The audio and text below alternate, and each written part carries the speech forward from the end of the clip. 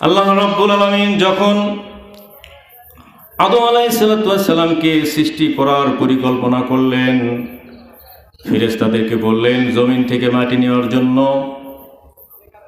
তখন কাদামাটি চিৎকার দিয়ে বলেছিল, আমাকে নিও না।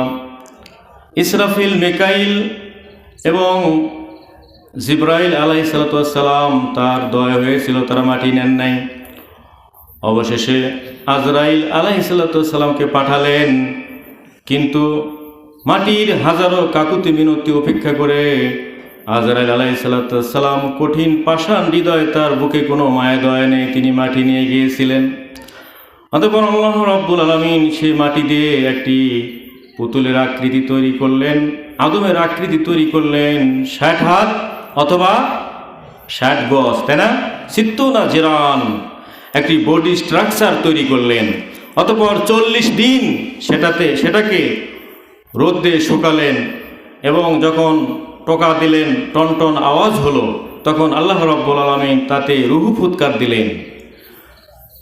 পবিত্র কালামুল্লাহ শরীফে ইরশাদ এসেছে যে ইয়াসআলুনাকা আনির রূহ, লোকেরা আপনাকে জিজ্ঞেস করে রূহ সম্পর্কে।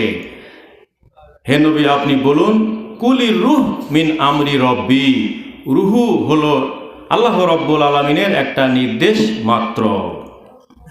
আল্লাহ রাব্বুল আলামিন সেই মাটিতে তিনি ফুৎকার দিলেন, তার ভিতরে রূহ সঞ্চারিত হলো পা থেকে হাঁটু পর্যন্ত, তারপর কোমর পর্যন্ত, তারপর বক্ষ পর্যন্ত, তারপর গলা পর্যন্ত। এরপর সমস্ত আপাত মস্তকে যখন রূহ সঞ্চারিত হলো, তখন আদম আলাইহিস সালাম হাসি দিলেন, হাসি দিয়ে বলেছিলেন আলহামদুলিল্লাহ। প্রত্যুত্তরে আল্লাহ রাব্বুল আলামিন বলেছিলেন ইয়ারহামুকাল্লাহ, সুবহানাল্লাহ বলেন।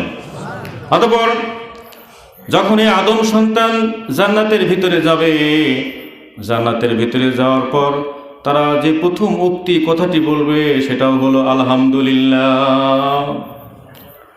তো সুতরাং আমরা যখন নামাজে দাঁড়াই, নামাজের ভিতরে একটি সূরা আছে, সেই সূরার প্রথম আয়াতটি কি?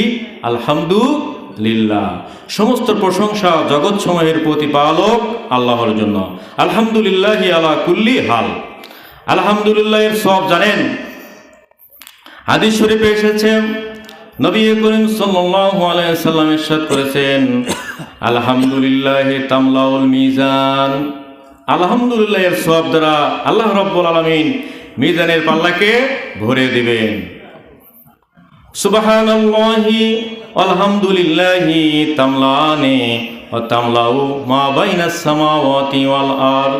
সুবহানাল্লাহ এবং আলহামদুলিল্লাহ এর সওয়াব হয়, এর সওয়াব দ্বারা আল্লাহ রাব্বুল আলামিন আসমান এবং জমিনের ভিতরে যে ড্যাশ রয়েছে, যে শূন্যস্থান রয়েছে, এর সওয়াব দ্বারা এই শূন্যস্থানকে তিনি ভরপুর করে দেবেন। বলুন সুবহানাল্লাহ। সম্মানিত উপস্থিতি, এজন্য আমাদের বেশি বেশি করে জিকির করতে হবে কি? আলহামদুলিল্লাহ। আছে না? হাদিস শরীফে আরও এসেছে, বুখারী শরীফের সর্বশেষ হাদিস, হাদিসের তরজমাটা হলো এরকম, কালিমাতানে খাফিফাতানে আলাল লিসান সাকিলাতানে ফিল মিজান সুবহানাল্লাহি ওয়া বিহামদিহি ওয়া সুবহানাল্লাহিল আযীম। এমন দুটি বাক্য আছে যেটা মানুষের মুখে খুবই হালকা মনে হবে, সামান্য মনে হবে, কিন্তু কাল কিয়ামতের দিন মিজানের পাল্লা এটা খুবই চমৎকার ভারী হবে। সেটা হলো সুবহানাল্লাহি ওয়া বিহামদিহি ওয়া সুবহানাল্লাহিল আযীম। বলেন সুবহানাল্লাহি ওয়া বিহামদিহি ওয়া সুবহানাল্লাহিল আযীম। আমি আপনাদেরকে সালাম দিয়েছি না? আসসালামু আলাইকুম, এর অর্থ কি? কে বলতে পারবেন? তোমার উপরে শান্তি বর্ষিত হোক। রাহমাতুল্লাহি ওয়া বারাকাতুহু, আল্লাহর রহমত এবং বরকত বর্ষিত হোক। এই সালাম শব্দটা আল্লাহ রাব্বুল আলামিনের 99টা নাম আছে, আছে না? আল্লাহ রাব্বুল আলামিনের সত্তাগত নাম একটা, সেটা হলো আল্লাহ। এছাড়াও আরও 99টা নাম আছে। ইয়া সালামু, ইয়া রহমানু, ইয়া মুমিনু, ইয়া মুহাইমিনু। আল্লাহ রাব্বুল আলামিন এই নাম সম্পর্কে বলেছেন, বিসমিল্লাহির রহমানির রহিম, ওয়ালিল্লাহিল আসমাউল হুসনা ফাদউ বিহা। আর আল্লাহর জন্য রয়েছে সুন্দর সুন্দর নামসমূহ, সুতরাং তোমরা এই নামগুলি ধরে আল্লাহকে ডাকো। সুবহানাল্লাহ। বলেন তো, আল্লাহকে আল্লাহ বলে জিকির করলে, ডাকলে বেশি খুশি হন, না তার সিফাতি গুণবাচক নাম ধরে ডাকলে বেশি খুশি হন? তার সিফাতি গুণবাচক নাম ধরে ডাকলে বেশি খুশি হন। যেমন আব্দুল মালিক একটা বাড়িওয়ালা, কিন্তু সে দানবীর, সে দাতা, তার বাড়িতে যে কেউ যায় খালি হাতে ফিরে আসে না, গেলেই তাকে মেহমানদারি করায়। তো সুতরাং আপনি যদি তার শুধু মালিক মালিক বলে ডাকেন তাহলে সে মন খারাপ করবে। সুতরাং আপনি যদি তাকে দানবীর বলেন, দাতা বলেন, হ্যাঁ, এগুলো বললে সে নিজেকে বেশি প্রাউড ফিল করে, গর্বিত মনে করে। তো অনুরূপভাবে আল্লাহ রাব্বুল আলামিন, তার ডাক নাম, সত্যাগত নাম হলো আল্লাহ, এবং তার সিফাতি অ্যাডজেক্টিভ গুণবাচক যে নামগুলো রয়েছে সেই নামগুলো ধরে ডাকলেই আল্লাহ রাব্বুল আলামিন বেশি খুশি হন। বলেন তো, আল্লাহর কাছে সবচেয়ে প্রিয় নাম কি? বলতে পারবেন কেউ? ইয়েস, আল্লাহর কাছে সবচেয়ে প্রিয় নাম হলো আব্দুল্লাহ এবং আব্দুর রহমান। এই নামগুলোর ভিতরে দাসত্ব আছে, এই নামগুলোর ভিতরে গোলামীর ভাব প্রকাশিত হয়। এজন্য আব্দুন যোগ করে সন্তানের নাম রাখবেন, তাহলে সেই নামটা সবচাইতে বেশি আল্লাহর কাছে গ্রহণযোগ্য হবে। কাল কিয়ামতের দিন হাসরের মাঠে আল্লাহ রাব্বুল আলামিন মানুষকে তার পিতার নাম ধরে ডাকা হবে, ফলানুন ফলান, অমুকের পুত্র অমুক। এজন্য রসুল বলেন, সুতরাং তোমরা তোমাদের সন্তানদের নামসমূহ সুন্দর করে রাখো, কোরআনের সাথে মিল দিয়ে রাখো, সাহাবা আজমাইনদের নামের সাথে মিল দিয়ে তোমরা রাখো। এখন বর্তমানে নাম রাখা হয় কি? ঝন্টু, বল্টু, আছে না এরকম? মিন্টু, চেন্টু আছে না? আছে। পিচ্চি, হান্নান আছে না? সুতরাং এই নামগুলো রাখা যাবে না। নামের সাথে অনেক সময় কি কাজে মিল হয়। সুতরাং আপনার নামই যদি খারাপ হয় তাহলে কি সবই খারাপ। হাদিস শরীফে এসেছে, রাসূল আকরাম সাল্লাল্লাহু আলাইহি সাল্লাম ইরশাদ করেছেন, তাকতানু বি কুনিয়াতি, তোমরা তোমাদের সন্তানদের নাম রাখো ইসমি, আমার নামে নাম রাখো। ওয়ালা তাকতানু বি কুনিয়তি, কিন্তু তোমরা আমার উপাধি নামে তোমাদের সন্তানদেরকে নাম রেখো না। মহানবী সাল্লাল্লাহু আলাইহি সাল্লামের আরেক নাম ছিল আবুল কাসেম। তিনি একদিন বাজারে ছিলেন, এমন সময় জনক ব্যক্তি ডাকলো, ইয়া আবুল কাসেম।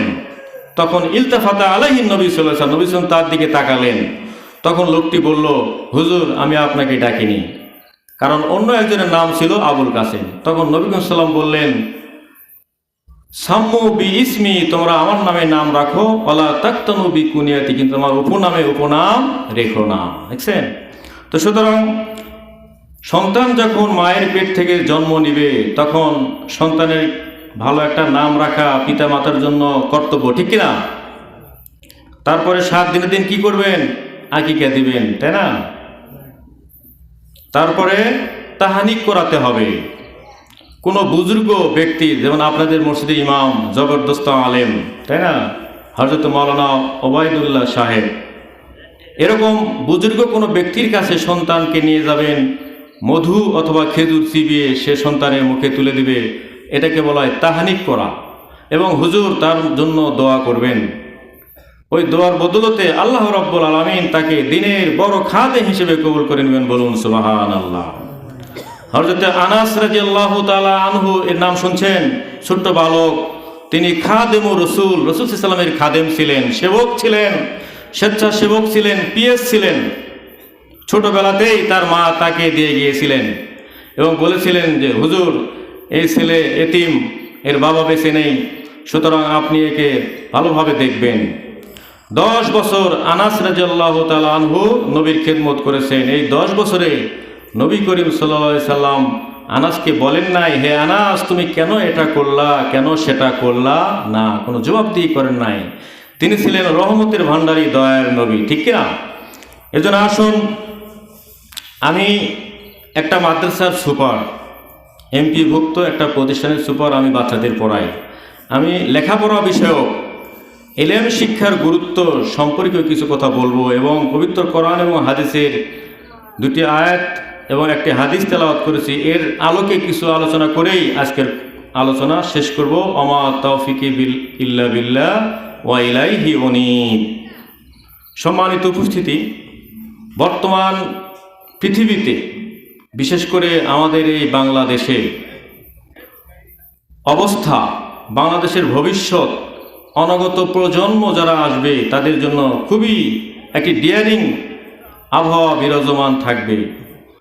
অর্থাৎ বাংলাদেশের ভাগ্যাকাশে দুর্যোগের ঘনঘটা, যে কোনো সময় দুর্যোগ নেমে যেতে পারে। বিদেশি চক্রান্ত, দেশীয় চক্রান্ত ইত্যাদির মোকাবেলায় বাংলাদেশ ছিন্ন ভিন্ন হয়ে যেতে পারে। সুতরাং এই বাংলাদেশের মানচিত্রকে যদি আমরা টিকিয়ে রাখতে চাই, এই বাংলাদেশকে যদি আমরা সত্যি সোনার বাংলা হিসেবে প্রতিষ্ঠিত করতে চাই, তাহলে আমাদের এই ভবিষ্যৎ প্রজন্মগুলোকে, আমাদের সন্তানদেরকে সুশিক্ষায় স্বশিক্ষিত করতে হবে। সম্মানিত উপস্থিতি, আল্লাহ রাব্বুল আলামিন হযরত আদম আলাইহিস সালামকে প্রথমে কি শিখাইছিলেন বলেন তো? কোরআন শিক্ষা দিছিলেন, হাদিস শিক্ষা দিছিলেন, নাকি ইলম শিক্ষা দিছিলেন? ইলম। কি দিছিলেন? ইলম। আল্লাহ বলেন বিসমিল্লাহির রহমানির রহিম, ওয়া আল্লামা আদামাল আসমাআ কুল্লাহা সুম্মা আরাযাহুম আলাল মালাইকাতি ফাকালা আম্বিউনি বিআসমাই হাউলাই ইন কুনতুম সাদিকিন। অতঃপর আল্লাহ রাব্বুল আলামিন হযরত আদম আলাইহিস সালামকে কি দিলেন?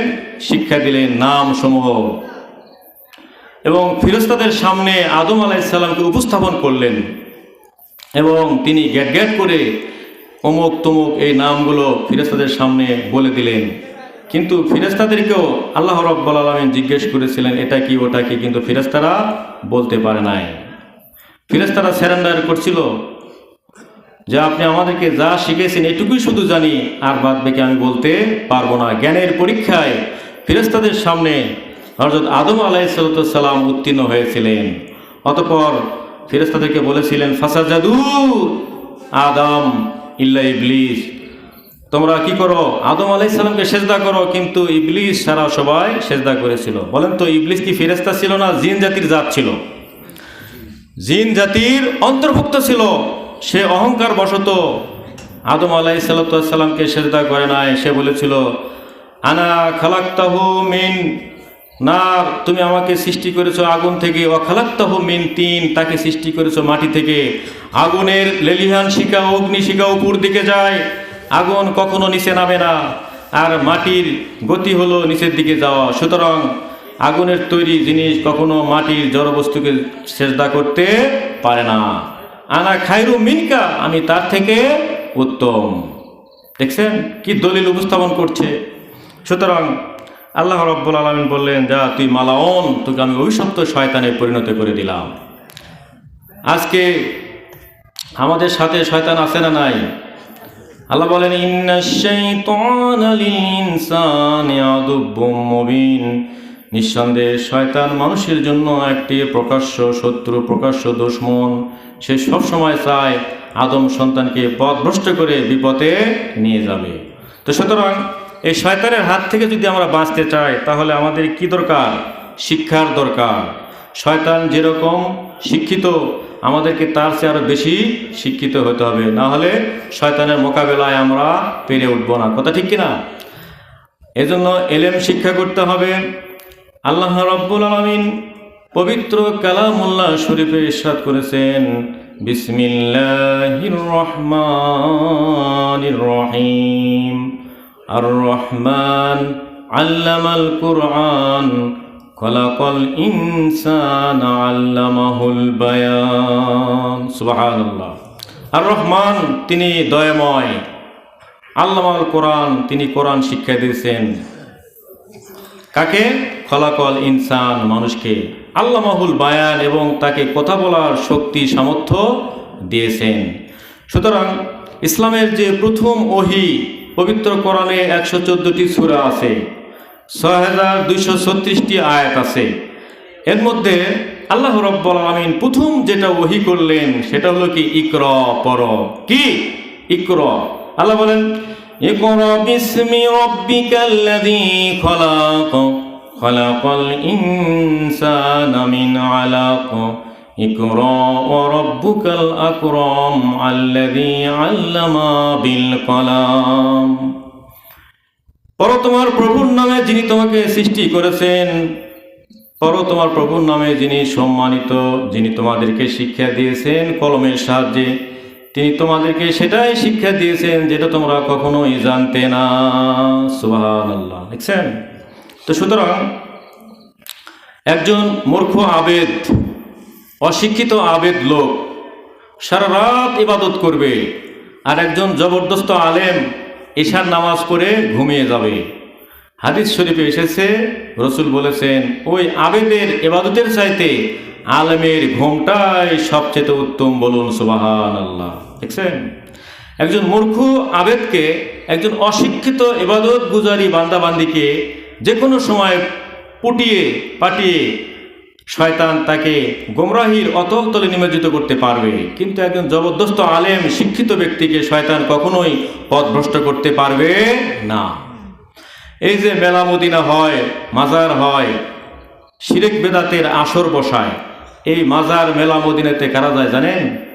বেশিরভাগ অশিক্ষিত মূর্খ, যারা জীবনে কোনোদিন বিদ্যালয়ে যায় নাই, এই সমস্ত মানুষগুলো মাজারে যায়। আমি শাহজালালের মাজারে গেছিলাম, বিএমটিটিআই মাদ্রাসা প্রশিক্ষণ ইনস্টিটিউট থেকে তারা সরকারিভাবে নিয়ে গেছিলেন, সেজন্য বাধ্য হয়ে যাইতে হয়েছে। সওয়াবের উদ্দেশ্যে যায় নাই, শুধু দেখার জন্য।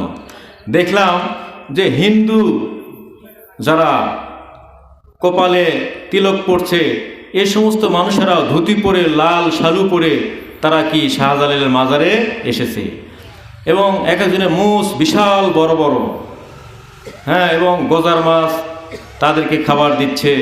হ্যাঁ, বিভিন্নভাবে দেখলাম যারা নোংরা আবর্জনা যুক্ত, যাদেরকে মানুষ বলা চলে না, এই সমস্ত মানুষেরা সেই শাহজালালের মাজারে যায়, কিন্তু কোনো আলেম ওলামা আমি সেখানে শিক্ষিত লোক দেখতে পেলাম না। তো সুতরাং কি, যারা মূর্খ, যাদের ভিতরে বিদ্যা বুদ্ধি নেই, কোরআন এবং হাদিসের কোনো আয়াত বা সূরা নেই, এই সমস্ত মানুষেরা হলো মূর্খ আবেদ। এদের ইবাদত বন্দিকেও আল্লাহর দরবারে কবুল হয় না। না জানে ওযু, না জানে মাসলা মাসাইল, না জানে সূরা সারি, কথা ঠিক কিনা? এজন্যে ইবাদতগুলোকে যদি আমরা সুন্দর এবং সাবলীল পরিপাটি করে করতে চাই, তাহলে আমাদের শিক্ষার কোনো বিকল্প নাই। আর সুশিক্ষিত লোক মাত্রই স্বশিক্ষিত, সুশিক্ষা অর্জন করতে হবে। এজন্য আমাদের নবী জনাবে মুহাম্মদ রাসূলুল্লাহ সাল্লাল্লাহু আলাইহি সাল্লাম আমাদেরকে যেভাবে শিক্ষার কথা বলেছেন, সেই শিক্ষাই আমাদের কি করতে হবে? অর্জন করতে হবে। আল্লাহর নবী জনাবে মুহাম্মদ রাসূলুল্লাহ সাল্লাল্লাহু আলাইহি সাল্লাম বলেন, তলাবুল ইলমি ফারিজাতুন আলা কুল্লি মুসলিমিন ওয়া মুসলিমাত। প্রত্যেক নর এবং নারীর জন্য বিদ্যা অর্জন করা ফরজ, ফরজে আইন। নামাজ, রোজা, হজ, যাকাত এগুলোই শুধু ফরজ না, এগুলোর পাশাপাশি কিছু ফরজ কাজ আছে, সেগুলো অর্জন করা আমাদের জন্য কি ফরজ। যেমন ইলম শিক্ষা করা, এটা যেটুকু ইলম শিক্ষা না করলে আল্লাহকে চেনা যায় না, দিন শরীয়ত বোঝা যায় না, হক এবং বাতিলের মধ্যে পার্থক্য নির্ণয় করা যায় না, শিরিক বেদাত কি জিনিস বোঝা যায় না। এই ন্যূনতম শিক্ষা অর্জন করা প্রত্যেকের নর নারীর জন্য কি ফরজে আইন। সুতরাং এটা আমাদের কি করতে হবে? অবশ্যই আদায় করতে হবে। দেখেন, বনি ইসরাইলের একটি ঘটনা আছে, যেটা হাদিসে বর্ণিত হয়েছে, যে হুকিয়া আন্নাহু কানা ফি বানি ইসরাইল রাজুলুন আবিদুন। বর্ণিত আছে যে বনি ইসরাইলের একজন আবেদ ছিলেন। ভালো করে শুনবেন, আবেদ ছিলেন। সে সবসময় আল্লাহর ইবাদত বন্দিগিতে নিমজ্জিত থাকত। একদিন ঘটনার চক্রে ওই এলাকার কোনো একটা জায়গায় একটা বিশাল বট গাছ আছে, সেই বট গাছের অনেক ডালপালা, শিকড় বাকড় এগুলো বেরিয়ে গেছে, বট গাছের ছাল নেমে গেছে, আসেন এরকম মেলা বসে। তো সেখানে মেলার আসর বসছে। তো কতিপয় মানুষ দৌড়িয়ে এসে আবেদের কাছে চলে আসছে যে চলেন, ওই বট গাছের নিচে মেলা বসছে, সেখানে শিরক বেদাত হয়, আল্লাহ এবং একত্ববাদ তাওহীদের বিপরীতে তারা শিরিকের আস্তানা সেখানে গেড়ে বসেছে, সুতরাং আপনি চলেন সেটা ভেঙে দিতে হবে। তখন ওই আবেদ একবারে আল্লাহর অস্তে রাগ করে সে বিশাল বড় একটা কুড়াল নিয়ে সে কি করতেছে, সেই গাছ কেটে ফেলবে এই উদ্দেশ্যে সে বাড়ি থেকে বের হয়েছে। প্রতিমধ্যে শয়তান বয়োবৃদ্ধ দরবেশ সেজে, বুজুর্গ ব্যক্তি সেজে তার সাথে দেখা করলো, বলল, হে আবেদ তুমি কোথায় যাইতেছ? তখন আবেদ বলল, আমি ওই গাছটি কাটতে যাইতেছি, যেই গাছের পূজা মানুষেরা করে আল্লাহকে বাদ দিয়া। তখন শয়তান বলল, আমি কখনোই তোমাকে ছেড়ে দিব না ওই গাছ কাটার জন্য, আমি তোমাকে আটকাবো। তখন সেই আবেদ বলল যে তুমি আমাকে কখনই আটকাতে পারবে না। এই বলে শয়তান তার প্রতিরোধ করলো এরকমভাবে। তখন দুজনের মধ্যে মোকাবেলা হলো, যুদ্ধ হলো, তারা একে অপরের সাথে পাছার ধরলো। এক পর্যায়ে কি করলো, আবেদের কাছে শয়তান পরাভূত হলো এবং সে আবেদ শয়তানকে পরাজিত করে জমিনের বুকে ধরাশায়ী করে ফেলে দিল। বুঝতে পারছেন? তখন শয়তান উঠলো, উঠে বলল যে হে আবেদ, তুমি গরিব মানুষ, তোমার টাকা পয়সা নাই, তুমি ওই গাছ কেটে কি করবা? এর পরিবর্তে আমি তোমাকে কি করি, প্রতিদিন 2 দিনার করে টাকা দিব, তারপরে তুমি গাছ কেটো না। তখন সেই আবেদ, দেখেন অশিক্ষিত মানুষ কি করে, সেই শয়তানের ফাঁদে পা দিয়ে সে 2 টাকার বিনিময়ে, 2টি দিনারের বিনিময়ে সে কি করলো, সে তার ইখলাস বা ইমানকে বিসর্জন দিল। এবার পরের দিন শয়তান তাকে 2টা দিনার দান করলো, দ্বিতীয় দিনও তাকে 2টা দিনার দান করলো, তৃতীয় দিন শয়তান আর তাকে কোনো দিনার বা টাকা পয়সা দেয় না। এবার সে কি করলো, ভীষণ রাগ করলো, আবার সে কুড়ালটা হাতে নিল এবং সে গাছ কাটার জন্য বাড়ি থেকে বের হলো। প্রতিমধ্যে শয়তান বয়োবৃদ্ধ সেজে আবার তার সাথে দেখা করলো যে কই যাইতেছো? কয় গাছ কাটার জন্য। কয় না, তুমি গাছ কাটতে পারবা না। আমি অবশ্যই গাছ কাটবো, কারণ তুমি আমাকে টাকা দেওয়া নাই, বুঝলেন না? এবার দুজনের মধ্যে আবার মোকাবেলা হলো। এক পর্যায়ে এবার শয়তানের কাছে ওই আবেদ পরাজিত হলো এবং জমিনের বুকে তাকে ফেলে দেওয়া হলো, আর শয়তান সেখানে বিজয়ী হলো। তখন সে আবেদ দাঁড়িয়ে গেল, কি ব্যাপার? প্রথম দিন আমি তোমাকে ফেলে দিলাম, তুমি আমার কাছে পরাজিত বরণ করলা, আর আজকে আমি তোমার কাছে পরাজিত বরণ করলাম, কারণটা কি? এবার শয়তান বলল, শয়তান যদিও শয়তান কিন্তু তার অনেক জ্ঞান। এবার শয়তান বলল, প্রথম দিন যেদিন তুমি আল্লাহর হস্তে একনিষ্ঠভাবে খালেজ দিলে, একমাত্র আল্লাহর সন্তুষ্টির জন্য গাছটি কাটতে গিয়েছিলে, সেদিন আল্লাহ রব্বুল আলামিন তোমাকে সাহায্য করেছিলেন, যার ফলে আমি তোমার কাছে পরাজয় বরণ করেছি। কিন্তু আজকে যখন তুমি টাকার জন্য শুধুমাত্র তোমার নফসের বশবর্তী হয়ে টাকার জন্য তুমি সেই গাছটি কাটতে যাইতে নিছিলা, এ পর্যায়ে আল্লাহ তোমার প্রতি রাগান্বিত হয়েছেন, আল্লাহ তোমাকে সাহায্য করেন নাই, যার কারণে আমি তোমার উপর বিজয়ী হয়েছি। দেখছেন? এর মানে কি?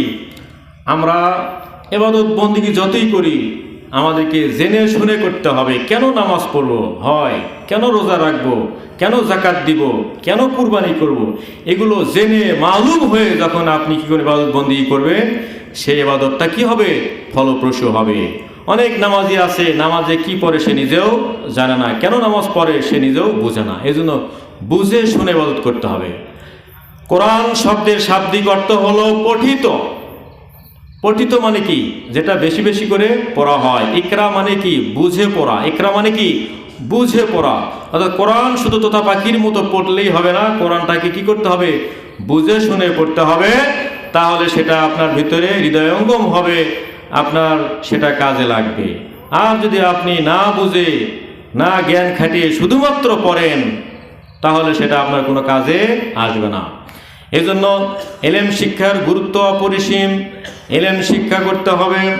হাদিস শরীফে এসেছে, নবী করিম সাল্লাল্লাহু আলাইহি সাল্লাম বলেছেন, ইকরাউল কুরআনা ফাইন্নাহু ইয়াতিল কিয়ামাতি শাফিয়ান লিআসহাবিহি। তোমরা কোরআন পড়ো, কেননা এই কোরআন কাল কিয়ামতের দিন তোমার পক্ষে সুপারিশ করবে। আবার কোরআনের কিছু পাঠক আছে যারা কোরআন কি করে ভুল করে পড়ে, আছেন এরকম? অর্থাৎ তাজবিদ, মাদ, মাখরাজ, সিফাত, লাহান, ঈদগাম, ইকফা এগুলো কিছুই জানে না। কোথায় টান হবে, কোথায় টান দেওয়া লাগবে না, কোথায় গুণনা হবে, কোথায় গুণনা করা লাগবে না, অর্থাৎ গুলিয়ে ফেলে। এই সমস্ত পাঠক যারা কোরআন তাদেরকে অভিশাপ দেয়। এজন্য রাসূল করিম সাল্লাল্লাহু আলাইহি ওয়াসাল্লাম বলেছেন, রুব্বা কারিলিল কোরআন ওয়াল কোরআনু ইয়ালানুহু। কোরআনের এমন কিছু পাঠক আছে যে কোরআন তাদের কি করে অভিশাপ দেয়। এখন কোরআন পড়ে সওয়াবের পরিবর্তে যদি আপনার আমলনামায় গুনাহ লেখা হয়, অভিশাপ লেখা হয়, তাহলে এই কোরআন পড়েও কোনো লাভ হবে না। তাই আমাদেরকে সহি শুদ্ধভাবে কি করতে হবে? কোরআন শিক্ষা করতে হবে। সম্মানিত উপস্থিতি, আমি আপনাদের সামনে আলোচনা করতেছিলাম যে আল্লাহর সাথে যদি আমরা যথাযথ সম্পর্ক রাখতে চাই, তাহলে এক নম্বরে যে কাজটা আমাদের করতে হবে সেটা হলো সরাসরি কোরআন হাদিস অধ্যয়ন করতে হবে। সরাসরি কোরআন এবং হাদিস আপনাকে নিজে পড়তে হবে। কোনো ভায়া মাধ্যম হয়ে এই ক্যাসেট ছেড়ে বা কোনো ব্যক্তির কাছে শুনে শুনে আপনি যদি পড়েন, সেটা আপনার ভিতরে প্রভাব বিস্তার করবে না, বরং আপনাকে কি করতে হবে? নিজে পড়তে হবে, এবং পড়লেই আপনার ভিতরে অটোমেটিকলি একটা কী হবে? পরিবর্তন এসে যাবে। এই জন্য সরাসরি কোরআন এবং হাদিস পড়তে হবে। আল্লাহ আমাদের সবাইকে তৌফিক দান করুন, সবাই বলুন আমিন। আরেকটি হলো, 2 নম্বর হলো, যদি আমরা আল্লাহর সাথে সরাসরি সুসম্পর্ক রাখতে চাই, তাহলে আরেকটি কথা হলো, সেটা আমাদের কি করতে হবে? আল্লাহর জিকির করতে হবে, আল্লাহর স্মরণ করতে হবে। নামাজ, রোজা, হজ, যাকাত এটার ভিতরে কি শুধু আল্লাহর স্মরণ আছে, না আরো বাহিরে স্মরণ করতে হবে? দেখেন আল্লাহ রাব্বুল আলামিন বলেন, বিসমিল্লাহির রহমানির রহিম, ফাইজা কুজিয়াতিস সালাতু ফান্তাশিরু ফিল আরদি ওয়াবতাগু মিন ফাযলিল্লাহ ওয়াযকুরুল্লাহা কাসীরান লাআল্লাকুম তুফলিহুন। যখন নামাজ শেষ হয়ে যাবে তখন তোমরা জমিনের বুকে ছড়িয়ে পড়বে, ওয়াযকুরুল্লাহা কাসীরা, এবং তোমরা এই সময় বেশি বেশি করে আল্লাহকে স্মরণ করবে, লাআল্লাকুম তুফলিহুন, আশা করা যায় তোমরা সফল কাম হবে। মসজিদে বললাম ইহদিনাস সিরাতাল মুস্তাকিম, আর আমি দোকানে বসে ওজনে কম দিলাম, দুধে পানি মিশালাম, খাদ্যে ভেজাল ঢুকাই দিলাম, আবার সুদ, ঘুষ, মদের কারবারি করলাম, তাহলে কি হবে? এটা হবে না। এই জন্য কি করতে হবে? আমাদেরকে মুখে যেটা বলবো সেটা আমাদের কি বাস্তবে কাজে পরিণত করে দেখাতে হবে।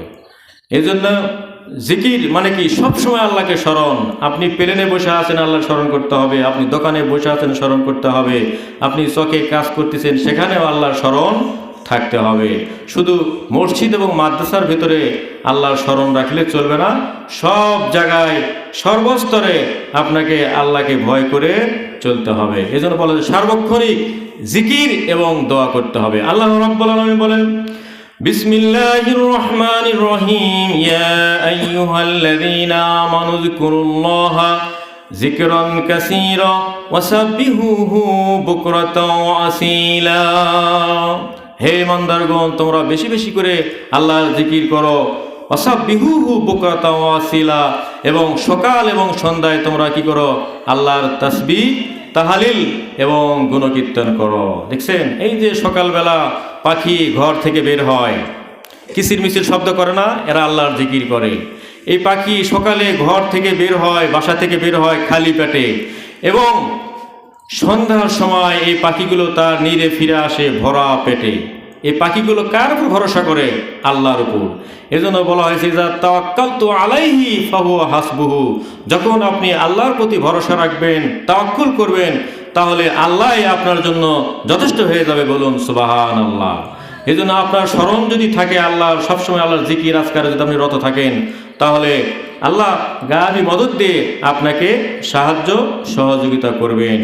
এই জিকিরের কারণে আপনি মুস্তাজাবুদ দাওয়াত হয়ে যেতে পারবেন। কথা ঠিক কিনা? আস্তাগফিরুল্লাহ আছে না নাই? আস্তাগফিরুল্লাহ কি? এটা সবচেয়ে বড় জিকির। আস্তাগফিরুল্লাহর একটা ফজিলত আছে, আপনারা জানেন? আপনারা শোনেন।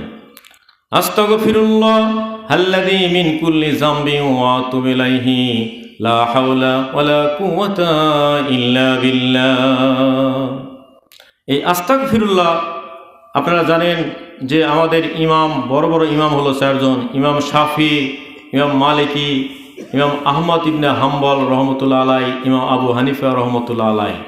তো ইমাম আহমদ ইবনে হাম্বল রহমতুল্লাহ আলাই তিনি সে সময় সে যুগের সর্বশ্রেষ্ঠ বড় ইমাম এবং মুহাদ্দিস। তিনি কোনো এক জায়গায় একটা হাদিস সংগ্রহ করার জন্য যাইতেছেন। তো যেতে যেতে যেতে প্রতিমধ্যে এশার নামাজে রক্ত হয়ে গিয়েছে, শীতের রাত, তিনি যাইতেছেন। তো এশার নামাজ পড়ার পরে সব মুসল্লি যখন বাড়িতে চলে গেছে, তখন তিনি ইমামকে বলতেছেন, ইমাম সাহেব, আমি আজকে রাতটা আপনার মসজিদে কাটিয়ে দিতে চাই। তখন ইমাম সাহেব বললেন যে না, কর্তৃপক্ষের নিষেধ আছে, কোনো মুসাফির অপরিচিত কাউকে মসজিদে থাকতে দেওয়া যাবে না। তারপরেও এই ইমাম আহমদ ইবনে হাম্বল রহমতুল্লাহ আলাই তিনি বারবার রিকোয়েস্ট করার পরও ইমাম সাহেব তাকে অনুমতি দিলেন না। অগত্য নিরুপায় হয়ে এই ইমাম আহমদ ইবনে হাম্বল রহমতুল্লাহ আলাই তিনি সেই গাড়িটি নিয়ে অন্যদিকে রওনা দিলেন। যেতে যেতে যেতে যেতে দেখে যে একটি রাস্তার পাড়ে বসে একজন মানুষ বা যুবক সে রুটি তৈরি করে এবং মানুষের কাছে বিক্রি করে, এবং সে যখন সেই রুটিটা তাওয়ায় দেয় তখন আস্তাগফিরুল্লাহ পড়ে, এবং রুটি যখন তাওয়া থেকে নামায় তখন আস্তাগফিরুল্লাহ পড়ে, এবং যখন রুটিটা মানুষের কাছে পরিবেশন করে তখনও আস্তাগফিরুল্লাহ বলে। তো ইমাম আহমদ ইবনে হাম্বল রহমতুল্লাহ আলাই বললেন, যুবক, রাত তো গভীর হয়ে গিয়েছে, শীতের রাত, আমি এই রাতে বয়োবৃদ্ধ মানুষ কোথায় যাব? তুমি যদি অনুমতি দাও তাহলে তোমার কাছে বসে আমি এই রাতটা অতিবাহিত করতে চাই। তখন যুবক বললেন যে ঠিক আছে, সমস্যা নেই, আপনি বসেন। তো এই ইমাম আহমদ ইবনে হাম্বল রহমতুল্লাহ আলাই তিনি সেই আগুনের স্পর্শ নিতেছেন, আর তিনি তার যে করণীয় কাজগুলো, তিনি কি আমল করেন, জিকির করেন, সেগুলো তিনি শুনতেছেন। এক পর্যায়ে এই ইমাম তাকে জিজ্ঞেস করলেন, হে যুবক, তুমি শুধু আস্তাগফিরুল্লাহ বলো, এটার রহস্যটা কি? আমি সবসময় দেখি তুমি আস্তাগফিরুল্লাহ বলতেছো, যখন রুটি বেলো তখন আস্তাগফিরুল্লাহ বলো, যখন রুটি নামাও তখন আস্তাগফিরুল্লাহ বলো, যখন পরিবেশন করো তখন আস্তাগফিরুল্লাহ বলো, কারণ কি? তখন যুবক বলতেছে, হুজুর, আমি এই আস্তাগফিরুল্লাহ বলার কারণে আমি মুস্তাজাবুদ দাওয়াত হয়ে গিয়েছি। অর্থাৎ আমি যে দোয়াই করি আল্লাহ রব্বুল আলামিন সেটাই আমার জন্য কবুল করে দেন। বলুন সুবহানাল্লাহ। আমি যে দোয়াই করি আল্লাহ রব্বুল আলামিন সেটা কি করেন? আমার জন্য কবুল করেন, সেটাই আমি পেয়ে যাই। তাই নাকি? হুজুর, তবে একটা দোয়া আমার এখনো কবুল হয় নাই। বলে সেটা কি? সেটা হলো, আমি শুনেছি এই যুগের সর্বশ্রেষ্ঠ মুহাদ্দিস ইমাম আহমদ ইবনে হাম্বল রহমতুল্লাহ আলাই, তিনি যুগ শ্রেষ্ঠ মুহাদ্দিস, আমি তার নাম শুনেছি কিন্তু কোনোদিন আমি তাকে দেখি নাই। আমার সবচেয়ে বড় চাওয়া, বড় আশা, আমি এক নজর তাকে দেখব। তখন ইমাম আহমদ ইবনে হাম্বল রহমতুল্লাহ আলাই দু চোখ দিয়ে অঝরে কান্নাকাটি করছেন এবং চোখের পানি ছেড়ে দিয়ে বলতেছেন, বাবা, তুমি সত্যি মুস্তাজাবুদ দাওয়াত, তুমি যার কথা বলছো এই মানুষটা সে আর অন্য কিছু নয়, অন্য কেহ নয়, ইনি হলেন তোমার সেই ইমাম আহমদ ইবনে হাম্বল। এই কথাগুলো বলে দুইজনে গলাগলি ধরে একবারে কান্নাকাটি শুরু করলেন। সুবহানাল্লাহ। দেখছেন? তা আস্তাগফিরুল্লাহর কারণে মানুষ কি হয়ে যায়? মুস্তাজাবুদ দাওয়াত হয়ে যায়। জিকির, জিকির শুধু মুখে না, জিকির কলবেও হয়। সেই কলবেও কি করতে হবে? আমাদের জিকির তোলপাড় তুলতে হবে। কথা ঠিক কিনা? নদী ঢের মতো আমাদের কলবেও জিকির আসতে হবে। আফজালুল জিকিরে তেলাওয়াতিল কোরআন, সবচাইতে উত্তম এবং বড় জিকির হলো কি? কোরআন তেলাওয়াত করা। কিন্তু কোরআন তেলাওয়াত কি আমরা জানি? জানি না। এই কোরআন তেলাওয়াত আমাদের কি করতে হবে? শিখতে হবে। কথা ঠিক কিনা? যে ঘরে কোরআন তেলাওয়াত হয় সেই ঘরে ফেরেশতা থাকে না শয়তান থাকে? বলেন তো, কি থাকে? শয়তান না ফেরেশতা?